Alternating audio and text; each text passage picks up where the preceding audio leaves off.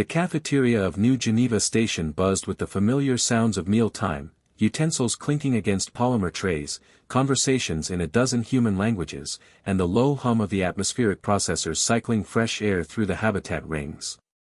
Among the sea of human faces, Kethera stood out like a star against the void.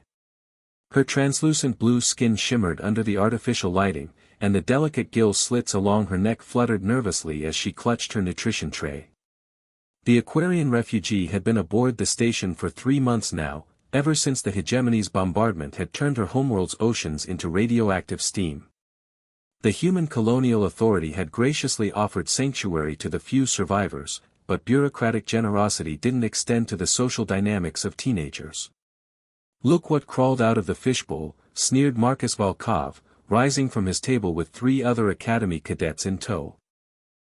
The son of a sector administrator, Marcus had inherited both his father's political connections and his casual cruelty toward non-humans. Kethera's chromatophores flickered from blue to a muted gray, the Aquarian equivalent of a blush. She tried to step around the group, but Marcus shifted to block her path. "Where do you think you're going, Gillface? You can't just swim around wherever you want here."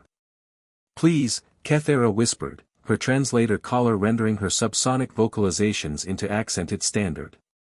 "I only wish to consume nutrients." "Nutrients?" Marcus laughed, grabbing the tray from her webbed fingers. "This is human food for humans. You want to eat on my station? You eat where you belong." With a swift motion, he dumped the contents, synthesized protein cubes and algae supplements specially prepared for Aquarian dietary needs, onto the deck plating. The other cadets chuckled as the food scattered across the grimy floor. "Go on," Marcus said, crossing his arms. "Eat up, fish girl." The cafeteria had fallen silent, hundreds of eyes watching the spectacle. Kethera's chromatophores cycled through rapid patterns of distress, purple fear, yellow shame, orange desperation. Her species had evolved sophisticated social hierarchies beneath alien seas, but nothing had prepared her for this particular form of human cruelty. She knelt slowly, reaching for a protein cube with trembling fingers. "Hold my beer." The voice cut through the silence like a plasma torch through hull plating. Every head turned toward Table 7, where Jake Morrison sat with his engineering textbooks and half-finished quantum mechanics homework. The scholarship kid from Earth's Australian sector had been quietly eating his rations, but now he stood with deliberate slowness. "I said, hold my beer," Jake repeated, setting his drink on the table. His voice carried the kind of calm that preceded Category 5 hurricanes. Marcus scoffed. "Stay out of this, Morrison. This doesn't concern Dirtworlders."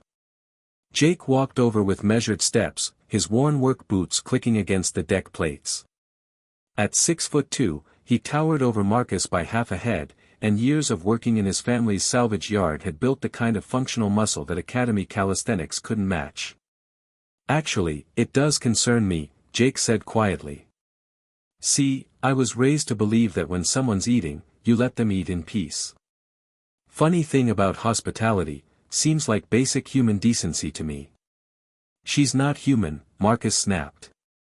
"Neither is half the Confederation," Jake replied. "You got a problem with our Centauri allies too? How about the vegan trade guilds? Or maybe you just pick on refugees because they can't call their fleet for backup." The larger boy moved to shove Jake, but the younger man's hand shot out with surprising speed, catching Marcus's wrist in a grip that made the administrator's son wince. "Here's what's going to happen," Jake said conversationally. "You're going to apologize to Kethera. Then you're going to replicate her another meal. And if I ever see you pulling this garbage again, I'll report you to Dean Rodriguez for violation of the Interspecies Accord.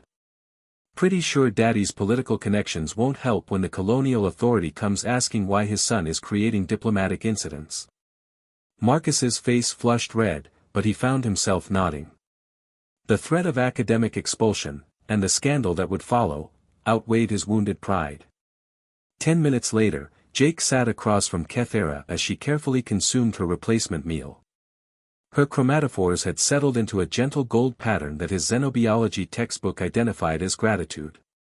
"Thank you," she said softly. "I did not expect kindness." Jake shrugged, returning to his quantum mechanics homework. "Sometimes you've got to stand up for what's right. Besides, somebody's got to keep the bullies honest." Outside the viewports, the stars wheeled silently through the void, the same stars that shone on 1,000 different worlds, where 1,000 different species looked up and wondered about their place in the universe. But inside New Geneva Station's cafeteria, at least one small corner of that universe had gotten a little bit brighter.